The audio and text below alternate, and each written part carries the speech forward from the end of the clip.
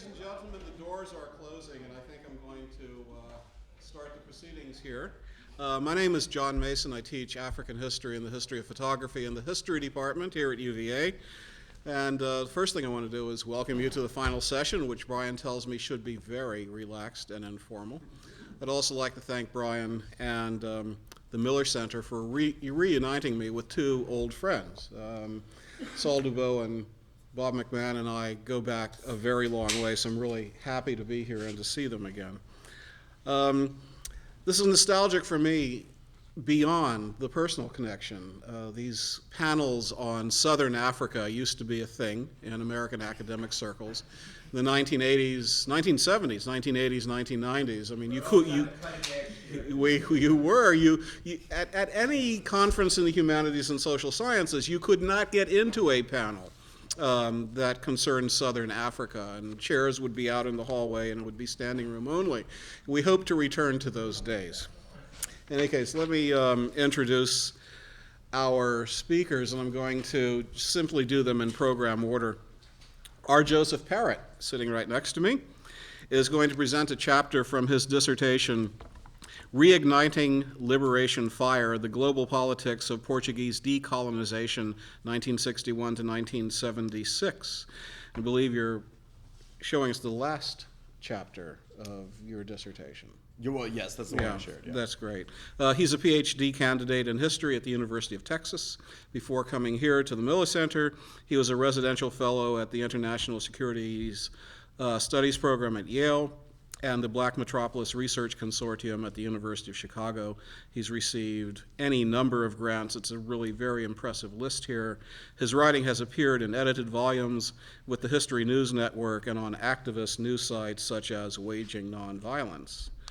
Bob McMahon, I have to say, welcomed me to the University of Florida. It was my first teaching job in the fall of 1990, and he was one of the people who made the transition really, really pleasant. He was one of the most welcoming people. I actually owe him quite a bit from that transition from being graduate student to being provisional assistant professor.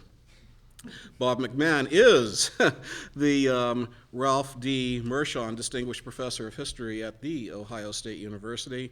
He specializes in U.S. foreign policy, U.S. foreign relations, and has written any number of books, especially on U.S. relationships to South and Southeast Asia.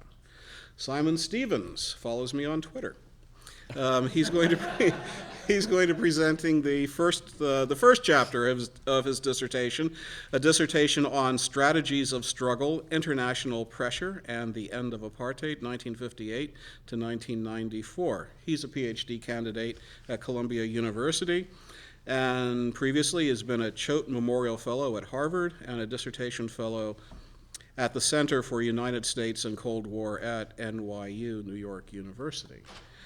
Saul Dubois, the oldest of my friends here at the table, not chronologically perhaps, but in every other way. Saul Dubois is professor of African history at Queen Mary College of the University of London.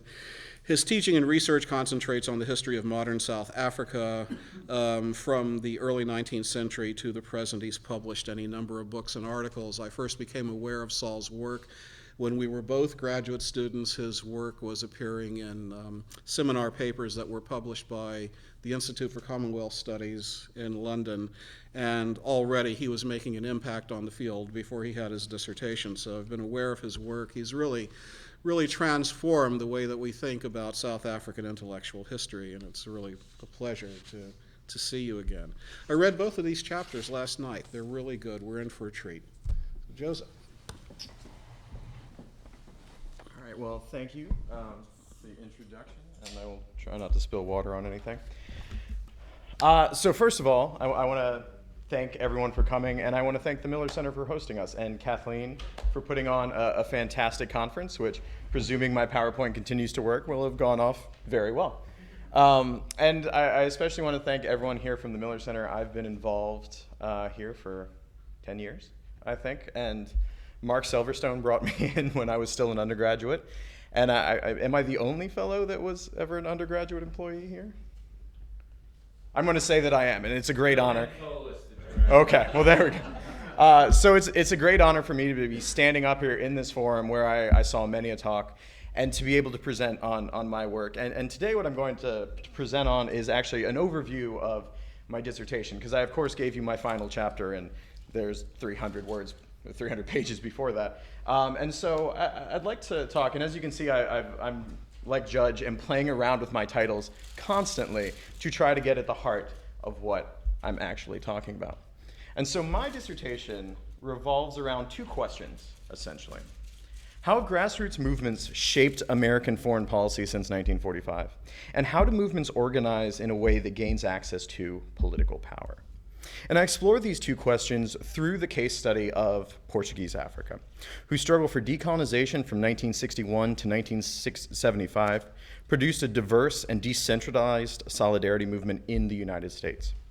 Socialist nationalists from Mozambique, Guinea-Bissau, and Angola took advantage of the political soul-searching caused by the Vietnam War in the United States to build alliances with liberal and radical Americans. This coalition of left-leaning organizations helped define a new internationalism in direct conflict with Cold War anti-communism. It stressed justice in the developing world, true self-determination, and a global economic reordering in favor of the global South, away from the global North, in which the United States was in the lead. So this minority consensus had its first test point in the post-independence struggle over Angola that we can see here, Henry Kissinger taking the flag into Angola. And it created a model for constraining presidential adventurism in this post-Vietnam era. So before we start, let me provide some background, and this is going to be where we're going today. So let me provide some background. Portuguese Africa was essentially the last empire, the last European empire. It consisted of Mozambique and the Mozambique Liberation Front over in the east. In the west, the MPLA in Angola, and the PAIGC in the small country of Guinea-Bissau in West Africa. And each of these three socialist revolutionary movements were allied with each other, and together they presented a united front to the international community. And now, of course, as many of you will know, Angola is a little bit more complicated. There are multiple nationalist movements. The other two, besides the MPLA, nominally anti-communist, depending what year you look at them. And so I'm going to go ahead and leave that out for simplicity's sake, because I only have 15 minutes to talk, and that would take 5 to 6 hours. So in Q&A, I'd be happy to discuss some of these issues a little bit more, but I'll refer to them occasionally throughout the talk. And so the liberation parties, these socialist liberation parties, actually looked to the United States in the early 1960s and other European states to help pressure Portugal to decolonize. But this proved fruitless. Despite what some scholars would say, Kennedy was not actually as effusively supportive of third world nationalism as he might come across. Portugal was a member of NATO. It was the only dictatorship in the alliance, and it used its position within the West essentially to defend its empire. Beginning with John Kennedy, the United States began a policy of rhetorically criticizing Portugal, but essentially doing little to compel any move towards decolonization.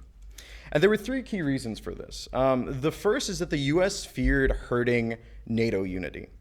This was, after all, the period that France pulled out of NATO, and so the military structure of NATO. And so there was a fear that any kind of blow to it could bring down the entire alliance, even tiny Portugal. The second reason was that Portugal had the ability to deny the US the use of these strategic Azores air bases in the middle of the Atlantic Ocean, which the US depended on for resupplying Europe in case of war.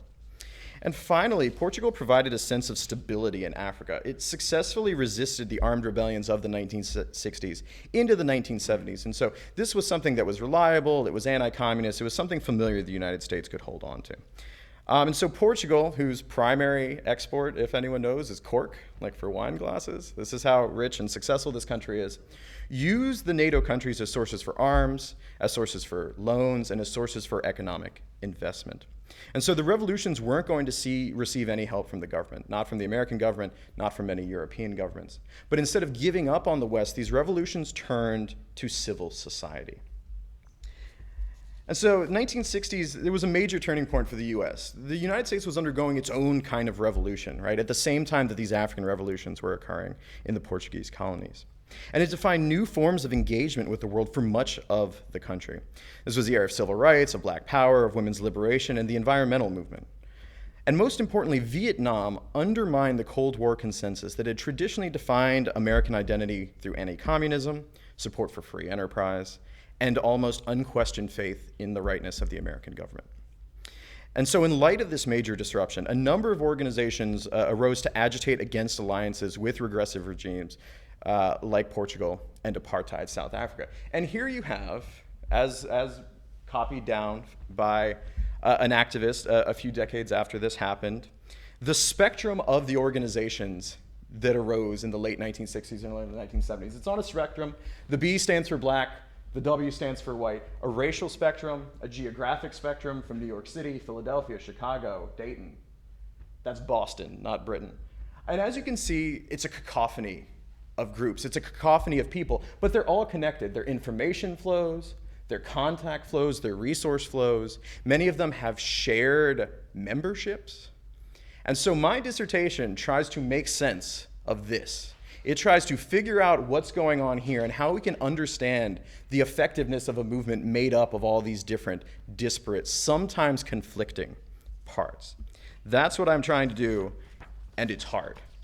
And the only way you can do it is you have to go to a ton of archives, scattered all across the country, sometimes across the world, and talk to people who were there, because a lot of these connections weren't written down, and they certainly weren't saved for people who didn't have offices. You know, they don't want to lug documents from one apartment to the next, and sometimes when they do, their landlord throws them out, as happened in a number of cases. So I talk to people, I find what archives are available, and I look at some of these information flows, these newsletters, these magazines, things like this, to try to figure out exactly what was going on.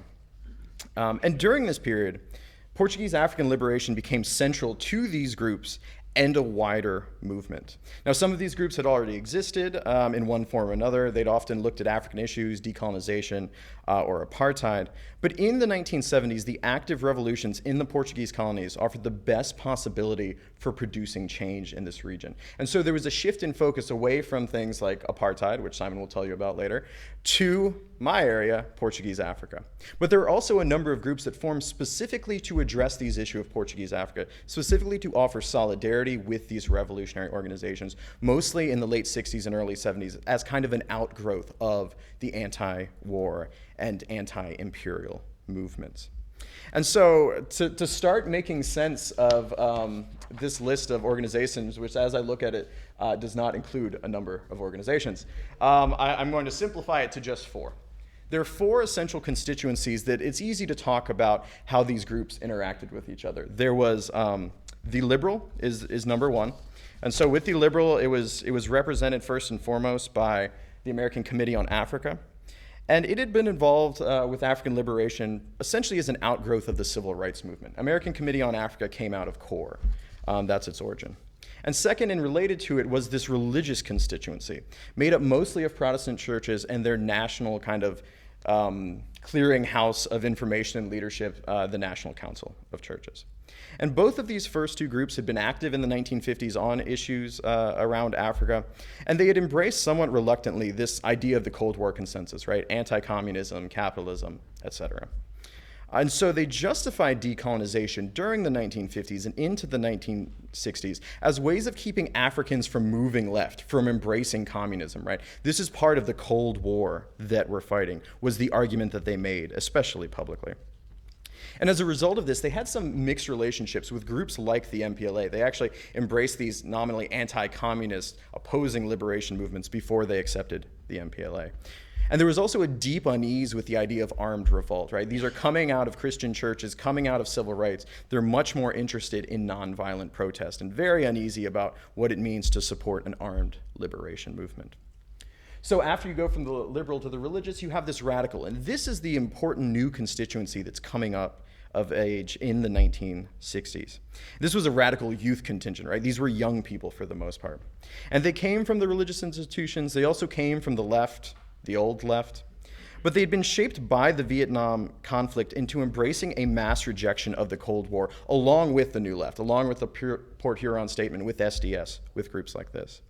And they saw in the socialist revolutions in Portuguese Africa extensions of a larger attack on American imperialism, most closely associated with Vietnam.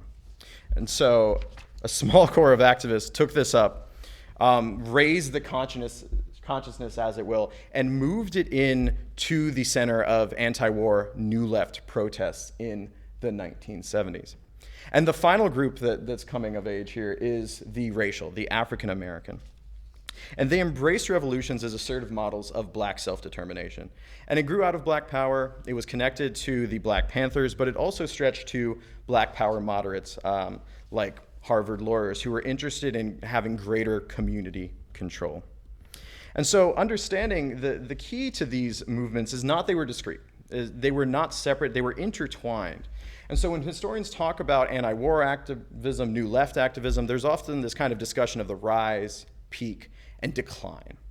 But at the margins here, there was unity around the issue of Portuguese decolonization, of majority rule in Africa, and they were able to come together and forge a kind of unity. And so young radicals worked within the liberal and religious institutions, and they pulled them left behind what I call the post-Vietnam internationalism. And I use this phrase because essentially this is what they used in the 1970s. And this new post-Vietnam internationalism stressed a number of things. First, foreign policy should be based on justice, not the search for stability at all costs. Third world peoples had the right to build local political and economic institutions without American interference. U.S. interventions, number three, were always counterproductive, if not in the near term, then in the long term. And finally, economic power had to be distributed more equitably across the global north-south divide.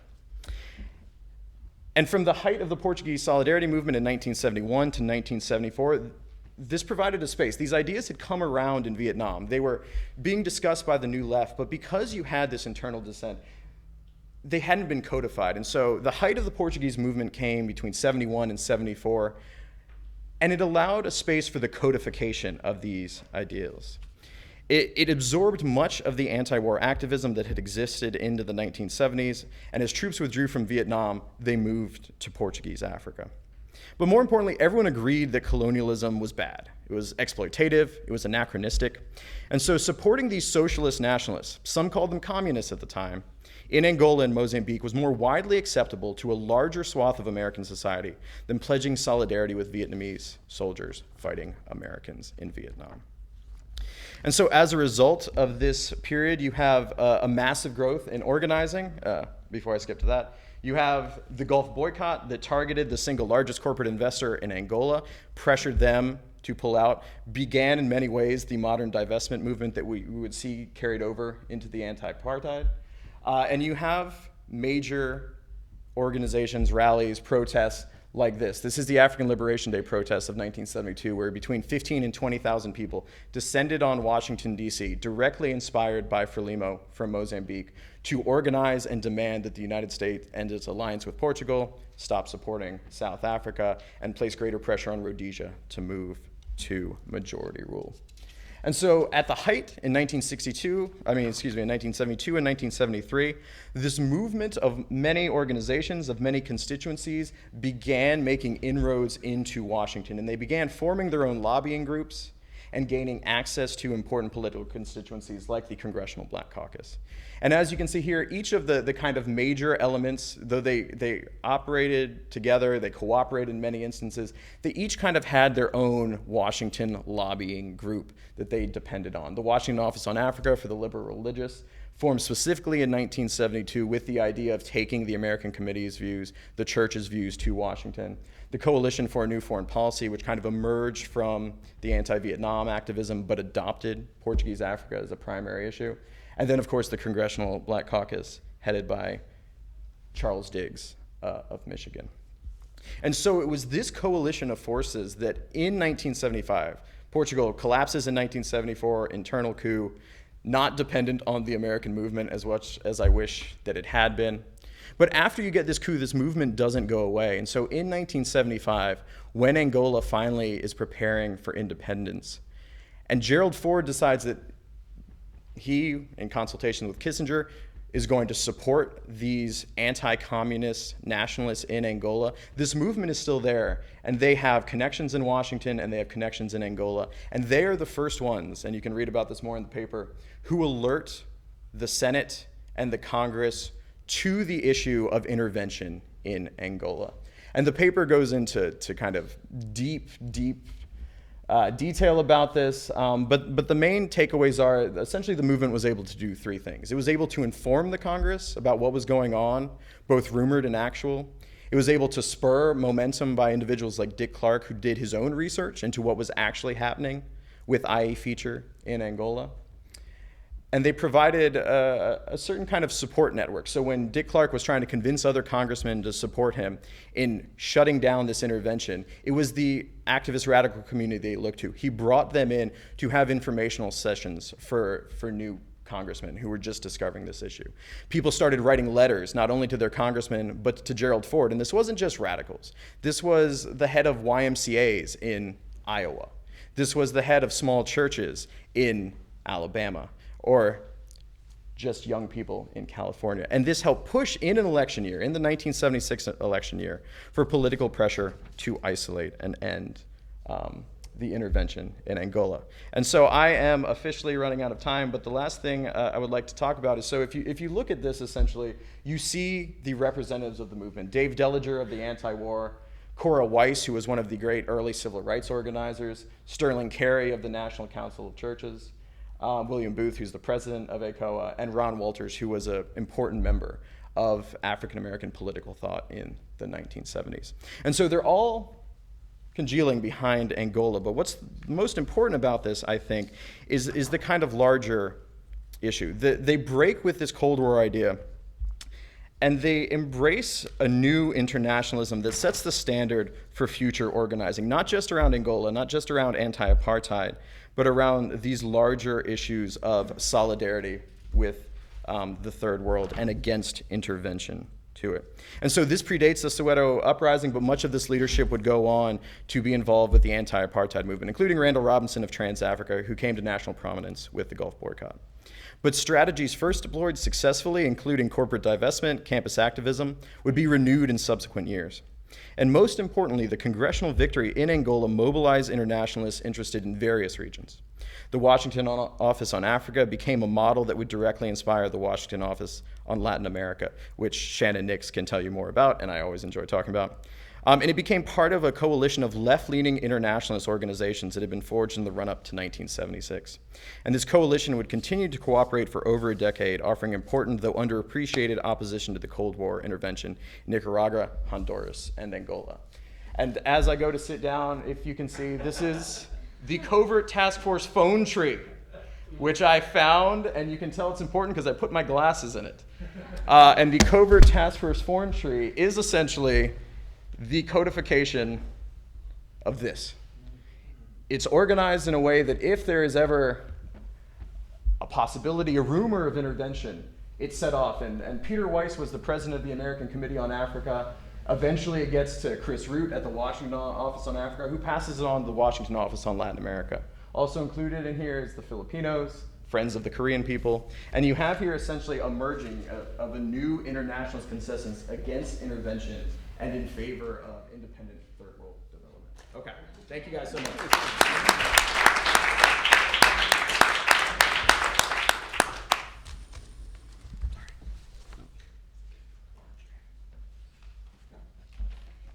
Well, thank you, Joe, and thank you to Brian and the organizers for bringing me back to the Miller Center. It's a delight to be here. Joe has an extremely rich, fine-grained dissertation project which merges social movement history with the history of foreign affairs in a novel way, I think. He makes it clear that as early as the period of the latter part of the Vietnam War, a social movement emerged in favor of the decolonization of Portuguese Africa. And this movement was diverse and very complex.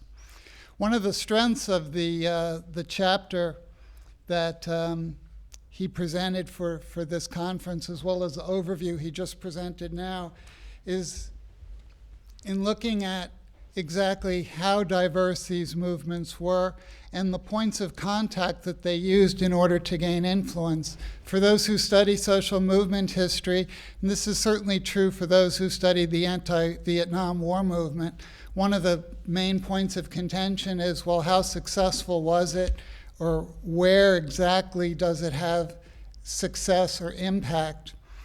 And he finds a nexus between these movements and Congress, which he only touched on at the very end, but this is one of the very rich elements of the dissertation.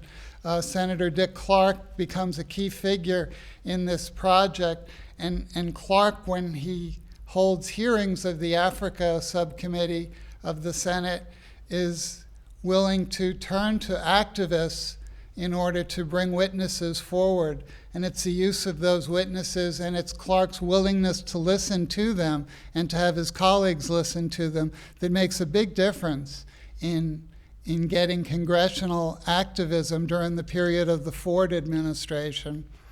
So this is a study which looks at a number of different literatures. It speaks to a number of different literatures. First, of course, is the history of social movements in the Vietnam, post-Vietnam era within the United States.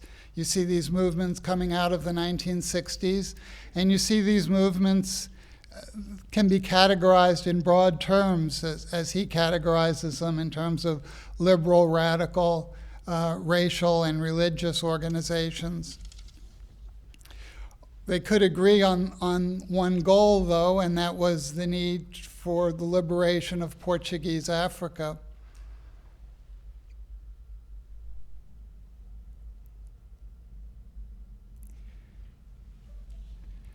The one literature that this speaks to is the latter period of the Cold War, which he didn't bring out as much as he might have in his comments.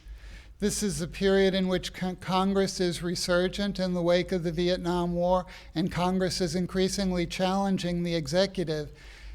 Angola becomes one of the test points between this struggle between a resurgent Congress and an executive which is reluctant to cede power to this newly emboldened Congress in the wake of the Vietnam War.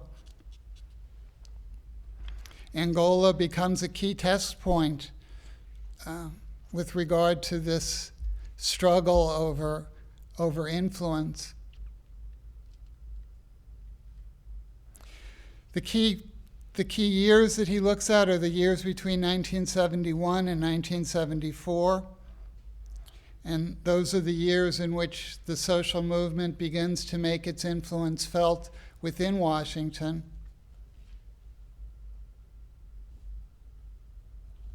I'll just leave it off there.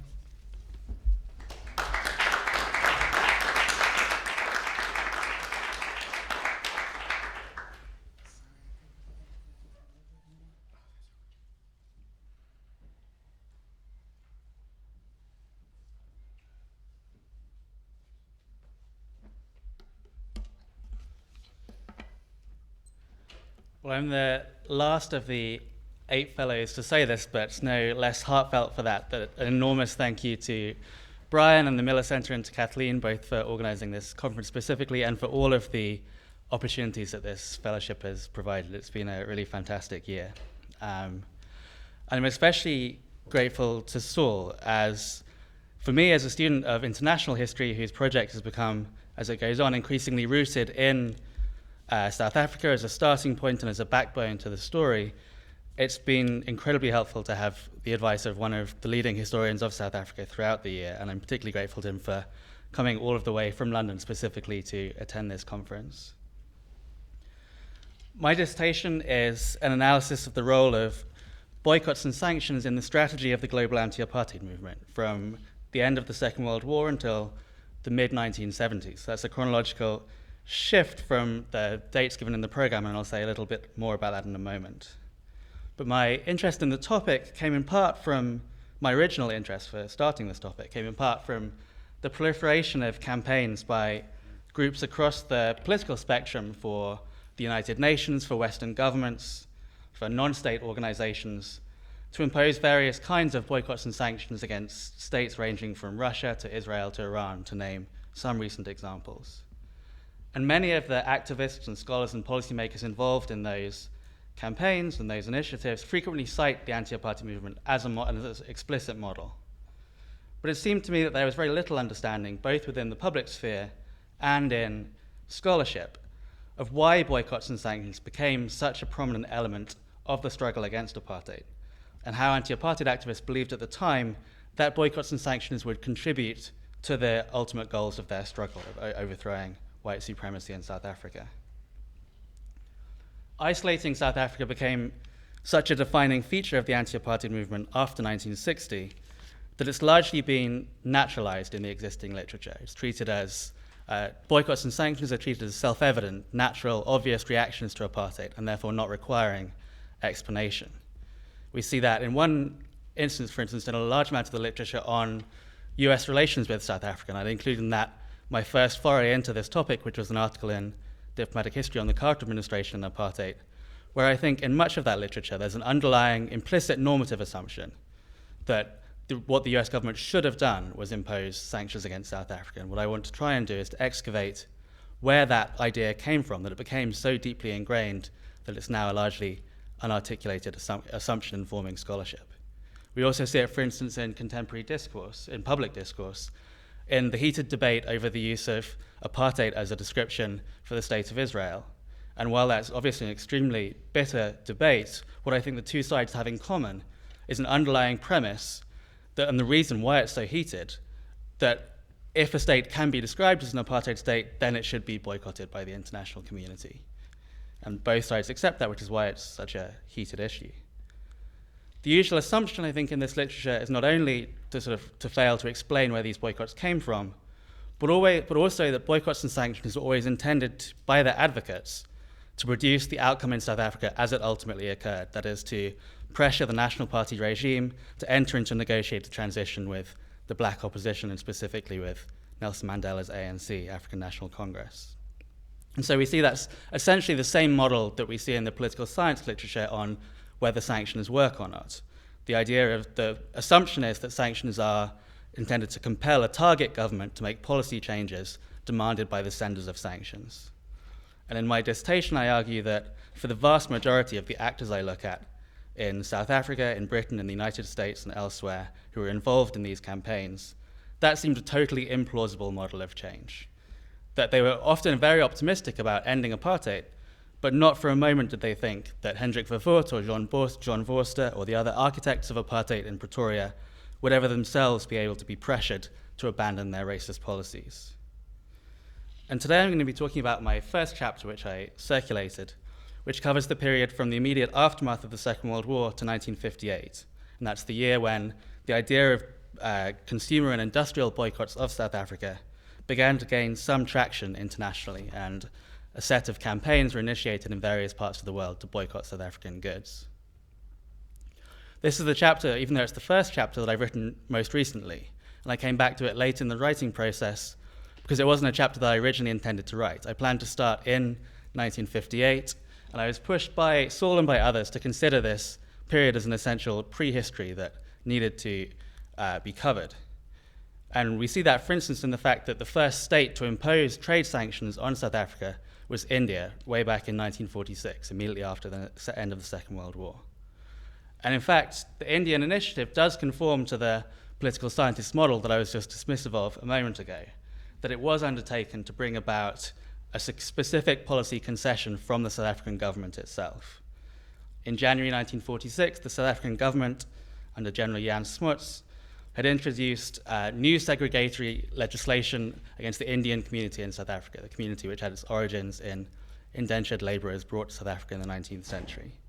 And that so-called Ghetto Act, called that by its opponents, led to the South African Indian Congress, the main political organization of South African Indians, to take up ideas which had been circulating in India and in South Africa during the war, and to ask the Indian government to impose unilateral trade sanctions against South Africa and to take the issue to the United Nations, the new international organization formed the year before in San Francisco and that was about to meet for the first time that year.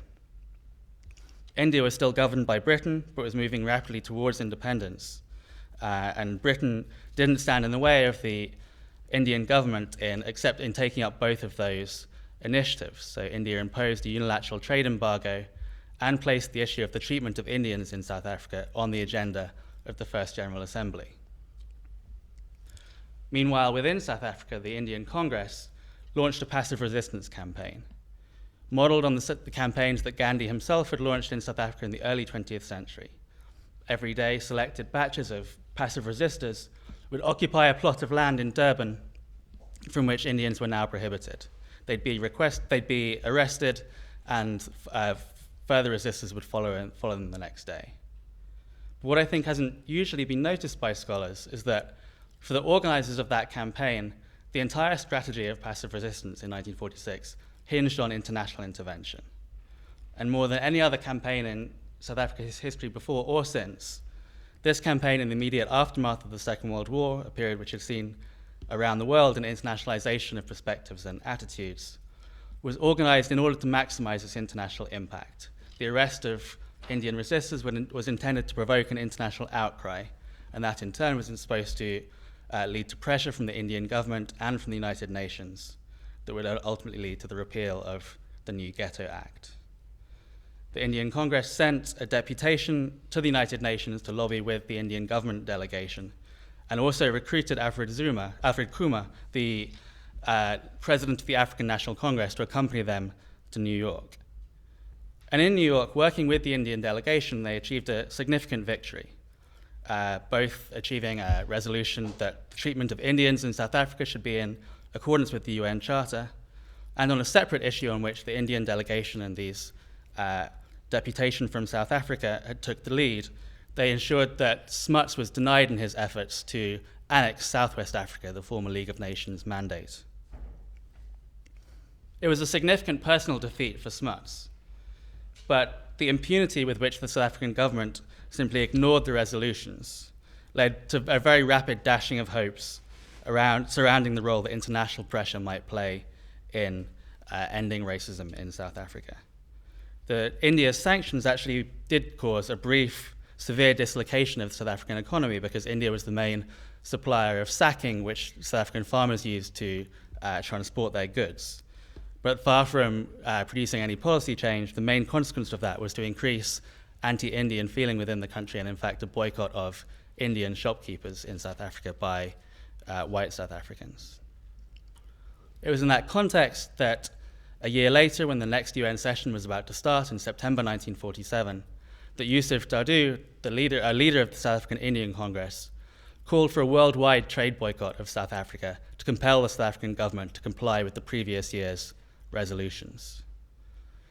That was the first call by a prominent South African opposition leader for multilateral sanctions as opposed to the unilateral initiative of India the year before, but had no impact. The Indian government itself didn't take up the idea of calling for other states to join them in imposing sanctions, and nor did anyone else. Dadoo himself didn't mention the idea again until after the Sharpeville massacre more than 12 years later in 1960. So while some scholars have seen this period as the start of a new strategy of opponents of white supremacy in South Africa appealing to the international community, if it was a stillbirth. And there are several reasons for this, I think. And one of them, for instance, is that Dadoo was not only a leader of the Indian Congress, but he was also a member of the Central Committee of the South African Communist Party. And in exactly the same month that he made his appeal for a worldwide boycott, the Communist Party newspaper launched a Buy South African Goods campaign, calling on people to purchase South African manufactured products, in their view, in order to increase jobs for African workers and then strengthen the labor unions, which they saw as one of the primary mechanisms of change within the country. Within the ANC, a new generation of leaders, including Nelson Mandela and others associated with the ANC Youth League, came to prominence in this period, and they were suspicious of cooperation with Indians in South Africa and other non-Africans. Their emphasis on liberation of Africans by Africans themselves led them to have little interest in continuing those efforts of Kumar and others in the international arena in 1946. And under their leadership, the ANC, for the rest of the decade, remained focused on domestic campaigns, the most prominent of which was the Defiance Campaign in 1952, a campaign of civil disobedience of apartheid laws, which was inspired by the Indian passive resistance campaign in 1946 and similarly followed a closely Gandhian form, but with an entirely different strategy. It wasn't intended primarily to generate international intervention.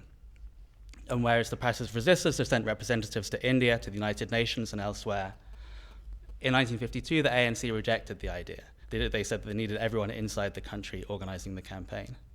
And that's not to say that international support was irrelevant. There were significant fundraising efforts, including in the United States, leading to the founding of the American Committee on Africa, which Joe mentioned. But this was to help prosecute the campaign in the country. Generating international interest wasn't an end in itself. Rather, the intention was to build up a mass base for the ANC inside the country, and in those terms, it was very successful. The ANC membership rocketed in this period from under 7,000 to more than 100,000. And for the rest of the decade, the ANC remained focused as it experimented with different domestic tactics for opposing apartheid. One of the few people who did remain interested in the international sphere was Trevor Huddleston, a missionary priest in Johannesburg, originally from Britain, who increasingly closely identified with the ANC, but was much more pessimistic than ANC leaders about achieving political change internally. He believed that only international action could save South Africa, and one of his ideas, which gained the most traction in this period, was for a sports and cultural boycott of South Africa, which was subsequently taken up by a network in South Africa and in Britain, largely outside of the ANC and its allies. And this was based on a very specific idea of how culture could contribute to political change. Huddleston wasn't calling for a boycott of South African cultural and sports institutions per se because they were South African, but because those specific institutions themselves were segregated.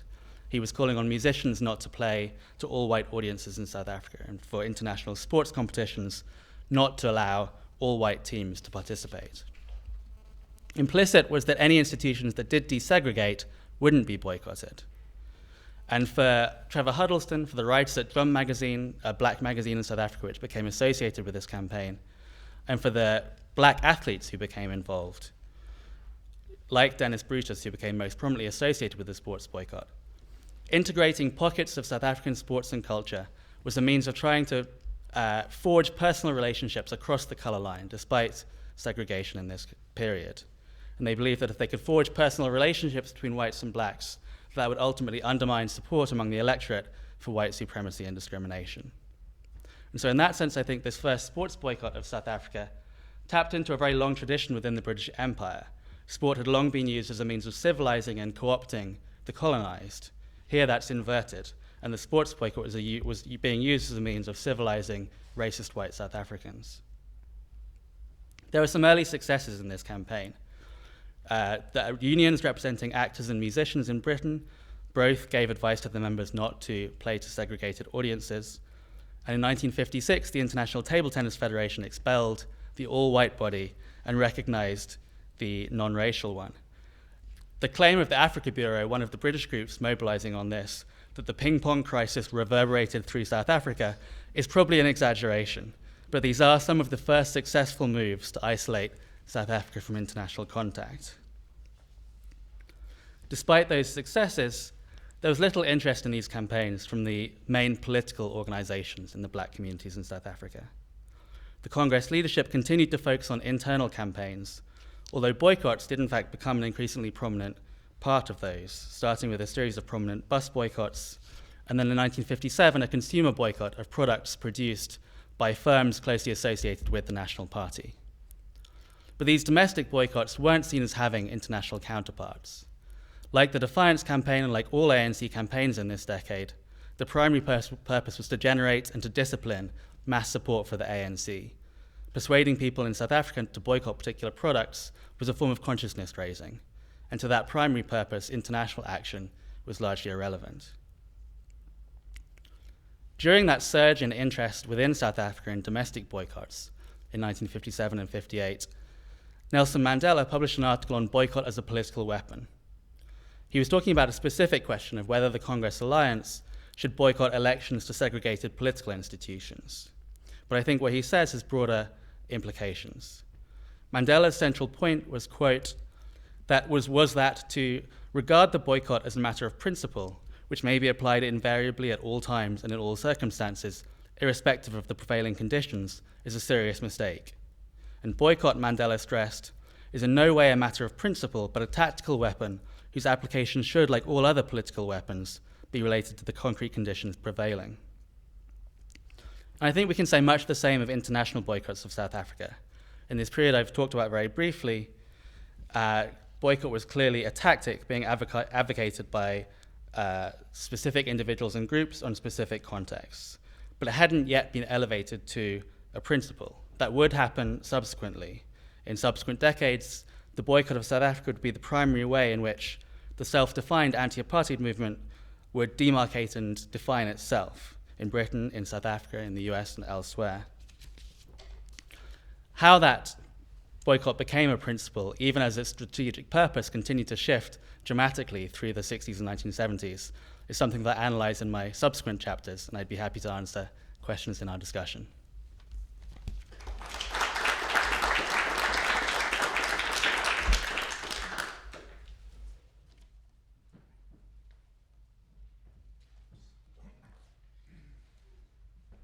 Well, thank you very much. Let me go a little bit further than Simon would want to go and just scotch one, I think, increasingly prevailing view, and this being the Miller Center, where people are looking for policy implications and conclusions.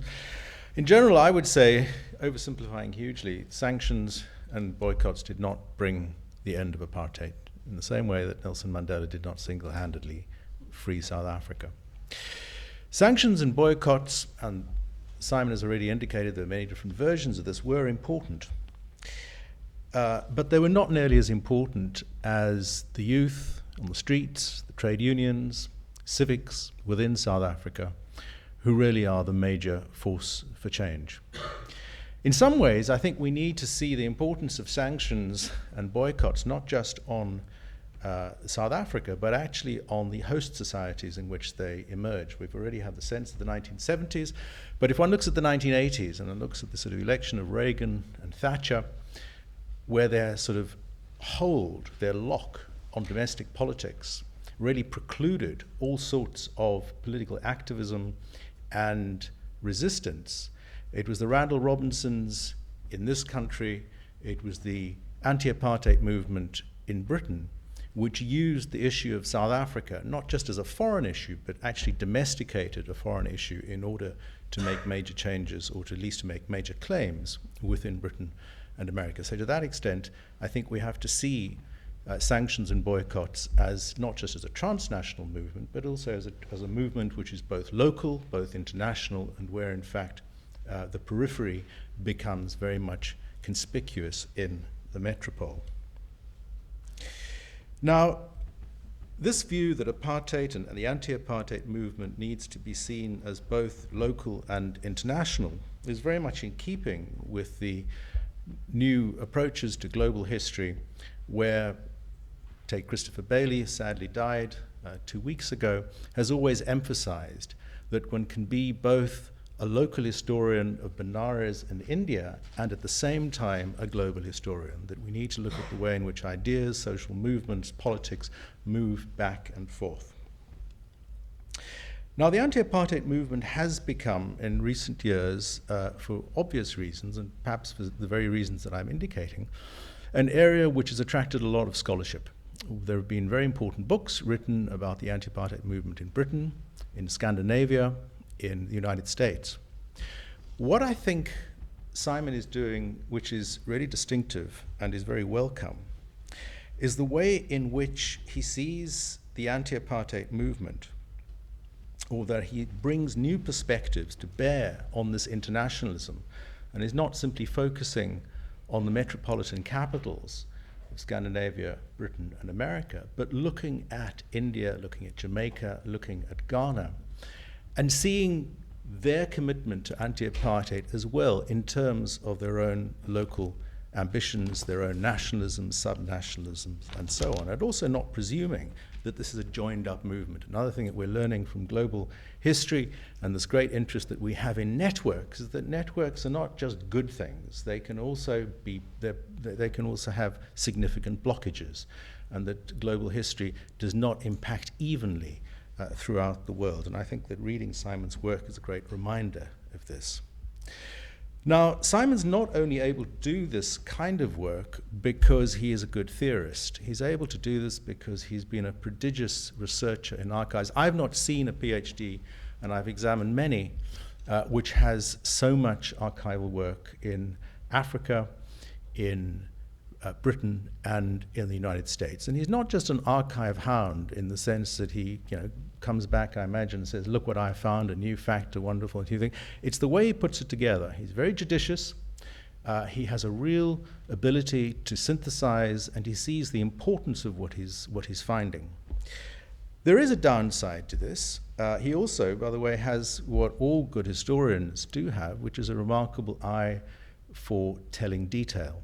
And we see some of this in this chapter that he's presented. The example of the jute bags is very important. This is something, incidentally, that very few South African specialists know anything about. Very few of my colleagues would know that India was the first country to initiate a boycott. They certainly wouldn't know that it was about jute bags. And if they did know it was about jute bags, they would not know that this impacted on Afrikaner farmers, who then responded with a counter-boycott of Indian shopkeepers at the time, 1948, where the Afrikaner nationalist movement coming into power under apartheid was even more fearful and represented the threat of Indians as a racial threat, almost in some ways more than Africans. So there's all sorts of interesting points that work here. But there is a problem, and I think we've talked about this as well in the chapter scrub, that sometimes there is too much detail. And as you work through your material and you refine it, you will have to let some of that detail go, so that the arguments which are there emerge more clearly. Sometimes one, I think, can be too subtle. The other thing that you'll need to do is to reiterate connections which are implicitly there in your thesis, but which some of the detail and the complexity of the arrangement do not always allow to emerge so clearly. For example, the point that you make about the Communist Party resisting, you didn't mention it now, but it's in your chapter, the Communist Party encouraging people to buy South African in the 1940s, and the hope that this will stimulate production, working class, the rest, needs to be counterposed to the more ambiguous and ambivalent positions of the Communist Party and the left all the way through the 1970s and 80s, as they think of boycotts not so much in principled ways, but in tactical ways. And those are the connections, I think, that are implicitly there in the thesis, but you need to find a way to bring them in at the appropriate moment. Now, you've done very well to bring out the importance of the Indian boycott. Of course, it wasn't consequential. I don't think farmers being deprived of jute bags for a year or two was going to bring down the apartheid state. But I think this also needs to be linked in, as you have done, with Mrs. Pandit's condemnation of South Africa and of Jan Smuts, the person who inserts the words human rights into the preamble to the Charter of the United Nations in 1945, and then finds himself a year later assailed by Mrs. Pandit for policies on Indians. One thing which I don't think you've done is to draw this into the shift from the Gandhian idea of passive resistance and the emphasis on morality to the emergence of Nehru and the way in which Nehru moves away from a Gandhian moral position into an effort to promote India as a new nation, a secular, modernizing, developmentalist state, able to lead Asia and play a major part in the non-aligned movement. These are the kinds of things which you might be able to work in order to give the thesis that much more appeal and salience. Now, a great strength of this chapter, it seems to me, is the way in which you show that there was no automatic reason why boycotts would become a key dimension of the anti-apartheid struggle. That boycotts in their various forms were essayed, they were refined, they were abandoned, they were reevaluated, and they were reintroduced. And I think this speaks to a broader point, which I'm very, very keen to stress, which is not to write the history of apartheid from the end, that we need to really work very hard to abandon, to set aside so many of the teleologies which have affected the writing of South African history, and in particular the history of the anti-apartheid movement. Boycotts were both tactics and principles, and there was also different styles and different modalities of boycotts. It meant something quite different to advocate boycotts as a trade unionist in Johannesburg or Cape Town as for a consumer in Britain to decide to hand in fresh fruit or Chateau Bantustan and feel that warm glow of moral superiority. These were very different kinds of acts. I think also the point that you make about Mandela treating boycotts as tactic rather than principle should also be said about Mandela's attitude to violence. He too saw this as tactic rather than principle. And indeed, the ANC's great strength was in many ways its weakness. The fact that it had to introduce or it had to embrace a whole portfolio of struggles, many of which it had no direct control over, but it was there in a position to reap the benefits and to harvest the benefits of those actions which proved to be potent. Now, another strength of your dissertation is the way in which, as we've already said, you move between the international and the domestic dimensions of boycotts, and also the way in which you highlight particular individuals. Trevor Huddleston, the turbulent priest who gave Hugh Masekela his first trumpet in Sophiatown, and then became a great figure unifying the anti-apartheid movement in London, is a very important example. The other one that you bring out is Dennis Brutus, the coloured activist, poet, spent time on Robben Island, who played a major role in the anti-apartheid movement, anti-apartheid sporting movement. But I think you can go even further. You've brought in the Indian dimension and the South African Indian dimension, but as we were talking in Philadelphia, there is also a so-called coloured, and coloured in South Africa, of course, doesn't mean the same as it means here, dimension to the struggle. If one goes back into the Cape, and this is for John, into the mid-19th century, this is where the origins of boycotts actually start in South Africa. 1848, height of the 1848 moment, a troop ship or ship coming from Ireland with Fenians, docks in Table Bay, and the intention is to have these convicts from the potato boycotts landed in Cape Town. And there is a tremendous public action which boycotts all government institutions and businesses on the basis that the Cape should be a colony of refined, settled, respectable citizens and not a dumping ground for convicts like Australia. And this is something that is won, and one of the direct consequences of the winning of that first example of boycotting in South Africa is the 1853 Constitution and the first non-racial political election. And John, you'll correct me if I'm wrong, but I think Stanley Trapido taught us that it was the Hottentots, coloureds, whatever, who first boycotted that that election as early as 1853. Now, there is no direct linkage between 1853 and 1953, but I do think, and this is something which is very strong in your thesis, that to build on this idea of long traditions of cultural memory helps to understand why boycotts are not simply a matter of writing policy, but are also something which become instinctive or internalized in the language and in the understanding of struggle. It's also the reason why boycotts can be defensive.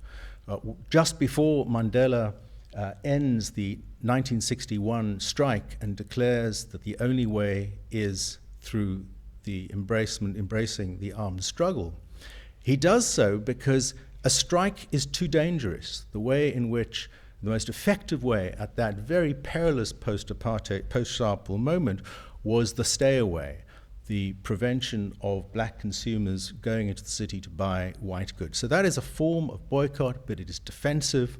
It's very much imbricated in the particular history of South African struggle, just as the Alexandra bus boycotts, which you talk about in your thesis, are also part of that culture of boycotting.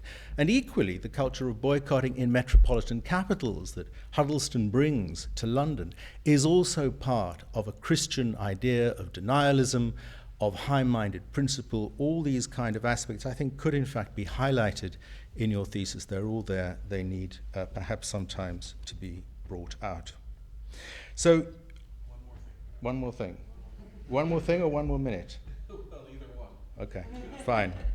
So let me just say that I began by making some rather simple-minded statement at the beginning about the utility of boycotts.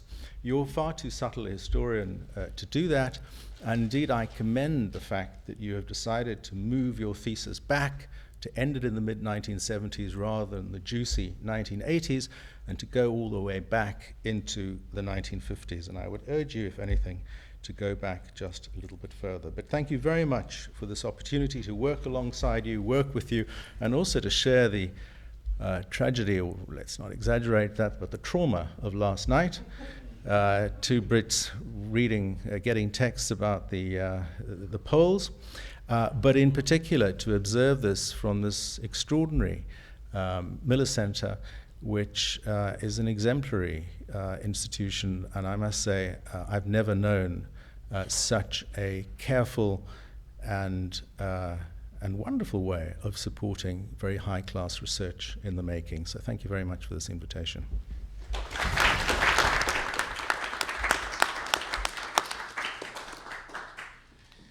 Brian Ballow has given us permission to go a little bit longer than the scheduled time, so we'll have plenty of time for conversation. But before I open it up to all of you, I want to ask any of the panelists if you have second or third thoughts, or if Joseph or Simon, you'd like to respond. I guess I'll just say one thing really quickly. Bob brought up the idea of the Angola issue in 1975-76 as a test case, and I think that's right. It's something that I try to make apparent in the chapter, and I think is something that I'm trying to rewrite more into the chapter. But I very much think it was a test case, the first test case after the Vietnam War of this new internationalism and ways of constraining executive adventurism. I think it's the first successful. I mean, Vietnam happened before anyone knew it was happening. Chile, no one saw it coming, so weren't able to mobilize against it. Angola is the case where people were able to diagnose the problem ahead of time, prepare for it, and then respond as soon as this issue occurred. And I think something that I want to kind of build up, either maybe in a later book chapter or in a long conclusion, is this idea of this test case, especially the model that was created from the grassroots to congressional coalition, being used again with the Washington Office on Latin America, around Nicaragua and Honduras, South Africa, right? These are all things that are looking back, even if not self-consciously by the 80s, certainly in 1976, 77, 78, they're looking back at Angola and going, not only is this the way to do it, but we know it can work. This is something that succeeded in a way that Chile didn't, in a way that Vietnam didn't. So this is the model we have to go. And the deeper Shannon gets into his project, the more I think I just want to take his project and just shove it at the end of mine and go, look how smart I am. But we need to write an article or something on that, because there are these same groups that are acting not just on Africa, but also on Latin America and maybe the Philippines. I don't know. I'd never seen the Friends of the Filipinos up there before. So. Yeah, I think I'll just say that I'm fascinated by these 1850s, 1840s sort of precedents or very early practices of boycott in South Africa, and I'll be heading to the library at Columbia on Monday morning to find out more about them, and they sound like a great way of opening an introduction. I think the other aspect is certainly, I clearly, obviously in this chapter, brought out the South African Indian dimension very strongly, and I think the cult dimension is certainly missing at the moment, and in a way that's another example of the kind of teleology that I'm trying to push back against and that Saul mentioned, but that I've perhaps ended up being guilty of myself in this instance, which is to see the ANC as always the primary black organization resisting white supremacy in South Africa in the 1840s. Other groups and colored groups who were explicitly committed to boycott of all segregated institutions seemed, at least to many intellectuals, to be equally plausible as organizations that might come to lead the struggle. And it's not until the Defiance campaign that I mentioned when the ANC becomes a mass organization, and that's clearly no longer the case. So that's certainly an element that I'll be working into the revised chapter. Thank you. I'm going to abuse my position as moderator, as I think most moderators do. And Simon, I'm going to say something that I haven't given any thought to. But Saul set this off, and I think there are all sorts of interesting precedents for boycott in South Africa, and especially among the so-called colored population. And when you're in the library, I think you want to look at the Muslim community's refusal of smallpox inoculations, a kind of boycott. And you've probably done this elsewhere in your dissertation. But I think the tradition of non-cooperation within the unity movement and the successors of the unity movement is going to be pretty important to you. Joseph, I want to caution you on the use of typology of racial. I think this is going to get you a lot of pushback from anybody who's engaged in critical race studies. You're saying radical, liberal, religious, and racial. I think we would say that all of those formations are racial, that white people have race, and you can't call that. You can't simply identify race with African Americans. That's going to get you into trouble. You'll get a lot of pushback from that. So I'm really going to have to be, I'm going to say that forcefully, that you have to change that. So on that note, I will recognize anybody who's interested in engaging this conversation up here. Sorry, all the way in the back. So I'm Shannon Nix from University of Virginia. I kind of have a two-part question for both of you. I'll direct it at Joe first because we've had some conversations on this. I agree with you that 75, 76 Angola was a test case for these new internationalists. But a lot of the documents that we talked about came from the 73 time frame. So, and you showed a picture up there of a Washington Office on Africa demonstration in 1972. What is motivating the Washington Office on African American? You say that it's Portuguese Africa liberation.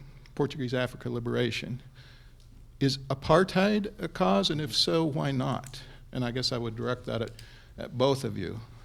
And then the second part of this is, what kind of language are they using in these early days in 1972? Are they talking about anti-colonialism, or are they talking about human rights? And what does this say about Sam Moyne's provocative chapter that says anti-colonialism is not a human rights movement? I mean, does your work complicate that? Yeah, first, John, yeah, absolutely. As soon as I said racial at one point, I was like, yeah, I'm going to get in trouble for that. Race first is probably, maybe we can talk about this, but it's a racial forefronting, but I didn't want to reduce it to black power because it's more than that. But yeah, absolutely. I think one of the things that's interesting about the Washington Office on Africa is absolutely whenever you're talking about the Portuguese colonies, even the ones that literally, the groups that say, you know, the Chicago Committee for the Liberation of Angola, Mozambique, and Guinea, they're all doing apartheid issues.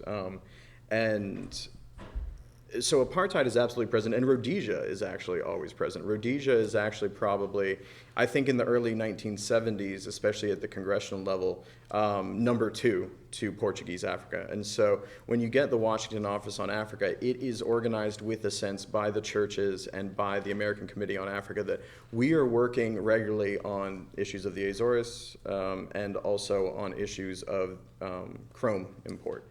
And we need to have a more firm presence on the Hill that can constantly work with these things. And so in 72 is when you get the start of the Washington Office on Africa, which is actually following the Congressional Black Caucus is formally organized in 69. And they're essentially under Diggs, the leading voice. Up until then, the Washington Office on Africa is formed partially to assist Diggs in his activism on Africa, kind of encourage it even more than he's already doing on his own. And that even earlier than 76 becomes a model, right? The Washington Office on Latin America is formed in what, 74? 74, right? On the model of the Washington Office on Africa, and they share office space. They're literally right across the hall from each other in a church building until I want to say 77. I think is when one of the two moves out to a new thing. So, I mean, they're constantly working together. And one of the things that's really fascinating is when you look at especially the New Left organizing in the 1970s, we have a tendency to kind of geographically silo things. We're talking about Vietnam, we're talking about Latin America, we're talking about South Africa, to the neglect of Mozambique and Angola. But when you're looking at these organizations, they were often in collectives, and they would have one group place. They'd call it the New World Research Center in Chicago, and it would be the home to a group on Portuguese Africa, a group on Latin America, and a group on Southeast Asia. And they'd all be talking, and they'd all be having events. And there's this wonderful image that I sometimes put in presentations that has the anti-imperial struggle and Vietnam, Angola, Chile, and then there's a question mark for the next one. And so there's an idea that these groups are internationalists in their thought. They are active against it. And maybe one person is taking a lead on Africa. Maybe they're more involved with Latin America for religious reasons or whatever. But they're all kind of involved in these struggles. And one of the things the activists constantly told me is, if we know this guy and he's working on Latin America, we're going to show up and we're going to join his protest, or we're going to give him this information if we get it and we think it could be useful to him. We're not in the minutes of these meetings, but we're involved in all these movements. And you see it come out in 87 with the anti-apartheid, where anti-apartheid and Nicaragua are linked, and they try to go in one direction or another, and the grassroots say, no, it has to be both these issues. They're intrinsically linked in our minds. And so this is what you first see happening in the early 70s, and it goes all the way until 87. So the human rights thing, do you want to? Sure. Yeah, well, you. thank you very much for the question. And yeah, the Washington Office in Africa, I think, is it's being formed in 1972, and it's part of the sort of the final period that I look at, when in the early 1960s, the entire focus of the global anti-apartheid movement is on governmental action on achieving trade sanctions through the UN Security Council. That becomes clear by the middle of the decade that there's always going to be a trio of Western vetoes that's going to prevent that. And so activists are looking for other venues where they might be able to exert their influence, and probably the most prominent is the sort of shift to targeting multinational corporations. But in the US political system also creates opportunities, especially through people like Charles Diggs, who Joe mentioned, for some efforts at influencing Congress. And it's in that exact period when the office is formed that it was kind of why I asked Evan the question yesterday about neoconservatives, because one of the early initiatives is to try and stop Congress passing a sugar quota for South Africa, and that involves both Ted Kennedy but also Scoop Jackson and sort of the people around him who are forming into the neoconservative movement, but still in that period interested in targeting regimes of the right as well as the left. And on the human rights question, well, Saul has essentially written the book on this, and Sam Moyne is on my committee. But I essentially, and this is where I would, for instance, differ with Ryan Owen's book that some of you might be familiar with, that he sees a sort of turn to human rights language in the late 60s, and I don't see that at all, essentially. I think that the ANC in this period and the groups that identify explicitly with it see themselves as a national liberation movement, and they see human rights as, in their terminology, reformist rather than revolutionary, and they're very concerned about, for instance, the analogies which people are starting to draw to the US civil rights movement, which they see as extremely misleading and going to be detrimental to the way in which they believe that violence is going to be central to their struggle. Can I just make a comment about the human rights, Moyne? Because I didn't need to be quite as careful. I think Sam's largely right, but significantly wrong, and I think that's partly because he has a very formalist view, in my opinion, of what constitutes human rights. I examined a thesis last week in London on an organization which is very little known, founded in 1948 in South Africa, called the Civil Rights League, which propounds a very clear form of rights language, probably civil rights, links immediately and adopts the United Nations Charter of 1948. So there is a liberal discourse that runs all the way through, actually goes even back further than that, which is distinctively liberal. The interesting thing, and I think Moyne doesn't get this quite right either, is that it's not so much just a question of anti-colonialism. The language that links Joe's story to Simon's, and there are very many links, is the idea of liberation. And liberation is more than anti-colonialism by the 1970s. The key thing is an acceptance and an understanding that imperialism and capitalism are the fundamental forces which are operative in the oppression of people, and that race in many ways is somehow an excrescence. And I think that one of the interesting things about the way in which this idea of sanctions develops, particularly in London, and you can correct me if I'm wrong, in the 70s, is the argument is if you want to understand the system of racial capitalism in southern Africa, that includes the Portuguese colonies and South Africa, you have to understand the importance of multinational companies and so forth. So boycotts are also a mechanism, a means of conscientization, of understanding the trade flows and investment as part of the way in which the West oppresses the third world. And could I add one thing to that? I think it's also worth looking at who is talking about human rights, because I think you're right that the ANC and certainly the Portuguese movements sometimes they say human rights, but liberation. But the churches themselves, I actually think, are couching a lot of their organizing in terms of human rights. But they do have it, and they specifically start using the language of liberation. But it's a liberation in terms of economic liberation and political liberation that are intrinsically linked, and they assume that this is a human right. And one of the ways that does, I think, kind of touch on Moyne. They're thinking about this in the same way Moyne is. They're very uneasy with the idea of violence, and there's this 4 or 5 year transition period where they have to be convinced to go from we stand for human rights, which cannot include violation of others' human rights through violence, to 69, 70, 71, where there's finally an embrace by the church of support for the liberation movements in all ways of whatever they want to do. The second hand I saw is sitting right next to Mel. Thanks. Evan McCormick, graduate student here at UVA and also a current fellow. I have a question for Joe. I was wondering if you could talk a little bit more about the currency of access that these solidarity groups had with members of Congress as they looked more towards formal lobbying. And specifically, getting back to that chart you showed us, what role information played in that? Because it's my impression in the 1980s, I don't look at this as closely as Shannon does, but that many of the solidarity groups that worked on lobbying in the 1980s, what they were able to do for congressmen was provide data and reports that countered the Reagan administration's kind of official narrative about what was going on with regard to human rights. Was that also the case in the 70s? I mean, were these groups really in touch with corresponding groups on the ground in colonial Africa or post-colonial Africa? And if it wasn't that, was it something else? I mean, did they provide politicians with a narrative of countering official foreign policy views? Yeah, so the two ways that I see that they're most important is the information issue, but also the framing issue. Because especially when they're anticipating this idea of Angola as Vietnam, and one of the things that hurried through was by the early 70s, it's Angola as the next Vietnam, or Angola as the Vietnam for the 70s. Like, there you are.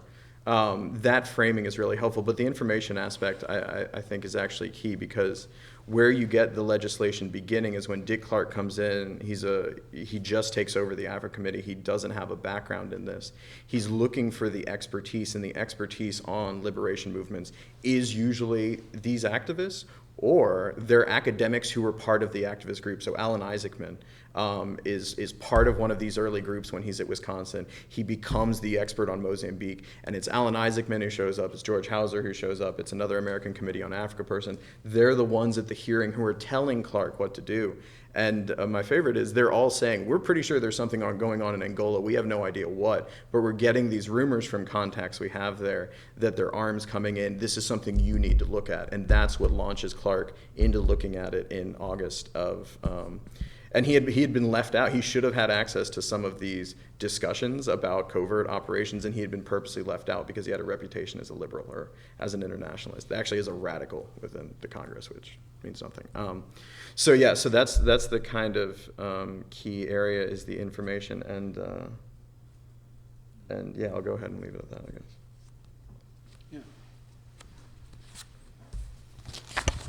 Mark Silverstone, Miller Center. This is for Joe. Joe, I'm interested in the connection between those who were mobilizing regarding the Angola struggle and those who mobilized during Vietnam.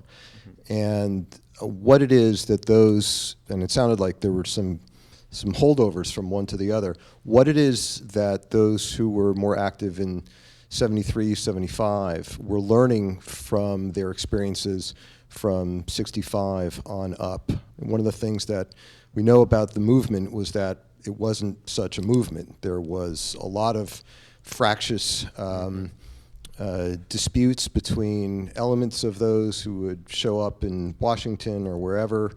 And as Mel Small would write, this is one of the problems of those who were protesting the Vietnam War. So I'm interested to know whether those folks later on reflected upon those fissures between various groups who were protesting Vietnam, whether what they thought was successful in the protests regarding Vietnam and what they didn't think was so successful, and how they learned from that. That's interesting, and I think that's something I might need to do a little bit more work on, mainly because the majority of people I talk to are involved in this specific movement as compared to the general Vietnam movement. But one thing I do know that is kind of the lesson, and it's in place by 73, is this idea that sometimes I think the movement in the 60s was a little bit too interested in navel gazing and the idea of revolution versus the actual practical mobilization of political power. And so I think by the 1970s, you get a shift in thinking that results in groups like the Coalition for a New Foreign Policy, who are essentially coming out of the MOB and things like this and are trying to establish a greater authority on the Hill to get themselves involved as this kind of dissenting voice within a place where they can actually have a real effect on policy. And that, I think, is one of the key lessons. And there's also this idea that I think is more apropos or more kind of widespread in the 70s of temporary coalition building. Too much in the 60s, and the activists I talk to on Angola about this all the time, there's a constant challenge of why aren't you in the right movement, or why aren't you at the forefront of the Vietnam movement? This is where we need to be. But what kind of comes from this legacy of the New Left, and Van Goss has talked about this a little bit. Yeah, you have this fractured movement with all these different groups, but they're cooperating across primary things. So the women's liberation movement gets really into Portuguese African solidarity in the 70s because women's liberation is an element of this Portuguese movement. And so all of a sudden these radical women's organizations are sending out newsletters saying support the Angolan Women's Party or something like this. So I think those are the two things, an emphasis on actual political lobbying and for political change, and this willingness to work across certain political divides on specific key issues, especially things that rise to national prominence, like the Angolan intervention, like Nicaragua, like Honduras.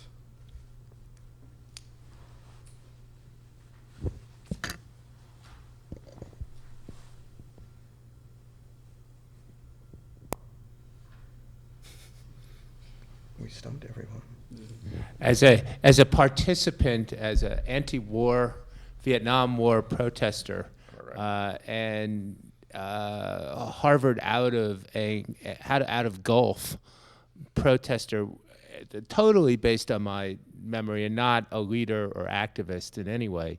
What strikes me is the degree to which the concern about Angola focused on the very thing that Saul was talking about, the international corporate influence, the protests against the Vietnam War, again, through the mists of memory, strike me now as very much anti-government, and they kind of morphed into anti-Dow Chemical, anti-corporate. That anti-Dow Chemical in Vietnam, this is exactly the kind of oral history I would tell my students to utterly disregard. So I really don't know how valuable it is. But that anti-Dow Chemical that kind of came out of Vietnam struck me as exactly the forefront or the centerpiece of the concern about Angola. And that's just literally as a college student who showed up at both kinds of protests. The corporate issue is interesting because the one way I think the Gulf is actually a key in understanding this idea of divestment is that, like Dow, also with anti-apartheid, the first protests, the first divestment movements were always focused on groups that are either actively supplying weapons to the American military, or like the bank campaign, which was the first real successful divestment campaign for South Africa, focusing on banks that lend directly to apartheid. And so Gulf is the first instance, I think, and I'm literally nitpicking by months, Gulf is the first instance where especially the churches and these main establishment institutions make this shift to opposing any group or any company that is active and profiting this country in some way, not directly supportive to the government, not directly supportive of the military, but just somehow profiting this country. And if you were actually at the Gulf protest in Harvard, I'd love to. That's amazing. So yeah, but I mean, and even more. I've just exhausted my entire memory. Yeah, that's fun. Well, even. I'm sure by tomorrow I'll have many more memories. Even more important, when Randall Robinson started the Gulf protest, there was no. He said, yeah, we're going to get Gulf to leave. He didn't believe that. What essentially it was is, let's use the word of the day, quotidian. It was this quotidian action that people could take because there's a Gulf station in every town. So you have to make the decision. And I think they were doing this with South Africa with oranges and things like that. You have to make the decision on a daily basis. And so you're more likely to remember and internalize. I mean, it's the same thing they're doing with Sabra right now attached to Palestine, right? There are people, I guarantee you, who don't think at all about Palestine or Israel, and they go Sabra, whatever. You got to think about it. And they probably still leave with the Sabra, but they're thinking about it, which is huge, because I guarantee you no one thinks about Angola on a daily basis. But in 1972, 1973, every time you filled up your gas, you'd have to think about it even if you didn't do anything. The Gulf Station in Harvard Square, I think, became the Harvard Inn, owned by Harvard University. It had nothing to do with the protests and everything to do with real estate values in Harvard Square. Yeah. So I just wanted to add a little bit to Mark's question. And I think Joe was right on in his response. He pointed out the Coalition for New Foreign and Military Policy, which is a Vietnam holdover. And I think they were really applying the lessons learned from Vietnam about the sort of the fractious opposition, because by 75, 76, they formed a human rights working group. Mm-hmm. So if you look at the complicated chart that Joe showed you, they were meeting, a lot of these organizations are meeting on a biweekly basis and coordinating activism, divisions of labor. So their big cause became this human rights working group, and it was absolutely trans-regional, as Joe points out. I mean, it's not Latin America, it's not Africa, it's not Southeast Asia, it is all of the above. And also learning that it'd be best not to have perhaps a fringe figure try to hijack this movement or this particular demonstration, that could be quite counterproductive. Well, one of the things they do is they put a respectable face onto this grassroots lobbying, and the other thing they do is they put a respectable face onto some fairly radical groups, and it becomes a huge thing in Latin America, these groups bringing in Latin Americans to testify to Congress or to represent themselves to Congress. But in 75, Washington Office on Africa brings in an MPLA person to the Congress and has them sit down and talk with congressmen. And if you don't have these intermediaries, you're never going to have that conversation, considering we don't recognize the MPLA for years.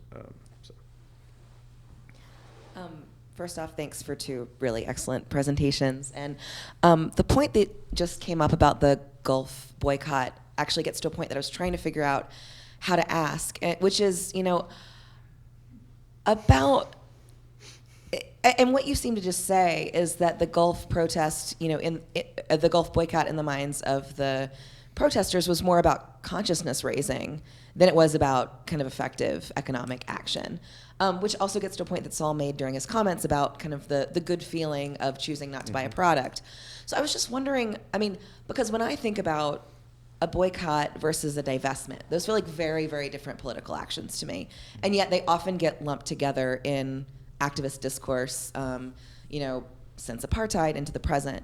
I'm just wondering kind of how we can think about the role of, especially these small scale, very individual boycotts that aren't coming from something like a trade union, especially in the context of, what Liz Cohen has written about boycotts and kind of, the Great Boycott during a similar time period. So it's just a lot of kind of thoughts I'm throwing at you, but I'd love to hear both of your thoughts on the boycott as a kind of individual political action. That's you. You go first. Yeah. Sure. So I think, so it was never such a present, the consumer boycott was never such a present issue in the United States because of the lack of identifiable consumer products. So in Western Europe, there are oranges and apples and wine and other products which I said produce of South Africa on them and were explicitly identifiable. And that's certainly, and that's what I argue in subsequent chapters, it's exactly as you describe it. It's a form of consciousness raising. And the people organizing these campaigns don't think that getting large numbers of people, even very large numbers of people, not to buy Outspan oranges is going to bring down the apartheid regime, but they think they're creating a political constituency for the kind of governmental action that might do that. There are attempts in the US, but the main product which is imported is lobster tails, which isn't the best kind of mobilizing object, perhaps. And actually, I think in some ways what the Gulf boycott and the example which takes place almost simultaneously is of Polaroid, who are supplying film to be used in making passbooks in South Africa, is actually quite unusual in this period, and that's a boycott, a secondary boycott essentially, of the products of firms who are involved in these countries. But what's actually much more common and what takes off in the 1970s is divestment of persuading churches and universities and unions primarily to remove their stock from them, which is a very different kind of action, as you say. So I think, and in some ways it is still about that kind of your own morality, that in most cases, divesting yourselves of relatively small amounts of stock in these companies is not going to influence the stock price of those companies, let alone their subsequent actions. And what actually, subsequently and outside of my period, what concerns companies is when local government, city councils like New York start divesting from multinational corporations involved in South Africa and then start saying, well, if we're not owning shares in them, then maybe we shouldn't buy their products either. And it's when that kind of, those early boycotts like Gulf and Polaroid don't really take off for another decade and a half, but it's when communities start passing those selective purchasing resolutions that multinational corporations suddenly become very concerned about their bottom lines and start pulling out in quite large numbers. I think that needs to be emphasized. The difference between a church or a university divesting and making a moral show about that is very different from large corporations like Chase Manhattan, very importantly 1985, saying we're not going to roll over South African debts. But those were commercial decisions. They were commercial decisions because they'd come to the view that investing in apartheid was no longer profitable or no longer so profitable because it represented a political risk. What some of those corporations found, Barclays was one of them, is an interesting paper in Economics Journal I found on this, was that it had an unintended benefit, it had an unintended advantage to some of those companies, because by saying we're taking our money out of South Africa, all of a sudden they then had a kind of golden glow halo back in their host countries and actually experienced, if anything, rising profits possibly related to those very decisions. So two things. One, I want to point out, and I love pointing this out, that the Barclays campaign started as an issue of Portuguese Africa. So I'm going to take credit for that. Cabora Bassa. It was Cabora Bassa. I'll send you the chapter. Anyway. See, again, this is a problem. People don't know this. But the second thing is, I think the raising political costs. And so Gulf never was going to pull out. But what Gulf did do is responded very strongly to African American organizing. One of the things they did is they tried to buy off the SCLC. And then the SCLC got protested by a number of African Americans and just ripped in ebony because they tried to accept this money from Gulf. But the other thing it did is it raised these political costs. And so there's a possibility, and again, I can't get into the oil archives, but Exxon was exploring drilling in off the shores of Angola, and it pulled out in '73 at essentially the height of the movement. And there's a possibility that it did so exactly because it hadn't invested any money yet. And so there was a question is, well, if we haven't invested any money, do we want to take the economic hit for something we don't know will pay off? And so the idea of raising costs for new firms was actually something that the churches in particular were very conscious of and said, all right, Gulf won't pull out, but Exxon won't go in. Esso was exploring in Guinea-Bissau. Maybe they won't go in. We need to make such a noise that people are going to notice it. And the funniest thing is the Portuguese were like horrified by this. And they said, we're afraid Gulf's going to go out. They eventually calmed down about that. But the ambassador actually says right before Exxon pulls out, don't underestimate what's going to happen. We haven't faced this yet. There are going to be consequences. And then Exxon doesn't continue investing. So yeah.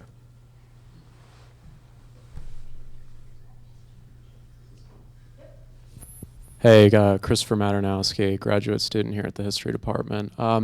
Joseph, this pertains, I think, more to your work, but one of the things that struck me about your project are the similarities between Portuguese Africa and the British Caribbean in the 1930s. And I know that everything has its historical antecedents, but by the 1930s, there were very strong links between Afro-Caribbean intellectuals in places like Trinidad and Jamaica with northeastern industrial centers and also New York City that pressured not only the US government, but the British FCO to end imperialism in the British Caribbean. And I'm just curious if these later groups drew on any of these movements, if you could find any explicit references to that or could shed any light on that. So the biggest one, that the picture I showed of the 1972 Liberation Day March, there was literally an article, and I can't remember if Amiri Baraka, I don't think Amiri Baraka wrote it, but there was an article that showed up in one of the black newspapers that said, this is the largest gathering of only African American people in the country since Marcus Garvey. And they're making this connection back to Marcus Garvey, and these things are brought up, and they're also, it shows you some of there's within all these movements, there's kind of an ideological ambiguity. People borrow as they will from various groups, and so they're citing Marcus Garvey and W.B. Du Bois constantly, and essentially they're seeing themselves as kind of in an unbroken. They ignore the tensions between those two, and they see themselves as this unbroken line of African American internationalism that they're just kind of bringing back to the forefront after it had kind of fallen away with a civil rights leadership that wasn't willing to kind of push the boundaries. And one of the things I look at in an earlier chapter is an attempt by the American Committee on Africa to kind of convince a few of these civil rights leaders to take a stand, and some of them do, some of the more radical ones try to move. Philip Randolph, for instance, tries to push some of these boycott, divestment ideas all the way back in the 60s, but he's essentially shouted down by some of the more moderate people who don't want to lose it. And so when these more radical black power advocates come to the fore in the 70s, they are definitely reaching back to these individuals and saying, it's not look what we've rediscovered, it's look what we've always had, and this needs to be at the front of the movement. I think the thing about a lot of these organizations is that to a significant extent these are often invented genealogies that are legitimating mechanisms. It's not that this is where they're getting the ideas from, but we already have our practices and our strategy, and we're now looking for ways to legitimate that by finding historical antecedents and precedents that will resonate with particular audiences that we're seeking to reach to. I mean, the obvious example of that is the way in which the anti-apartheid movement becomes or tries to associate itself with the anti-slavery movement and with abolition. But again, that's clearly something which is applied after the decision's already been taken about what kind of moves they're going to make, rather than giving the inspiration in the first place.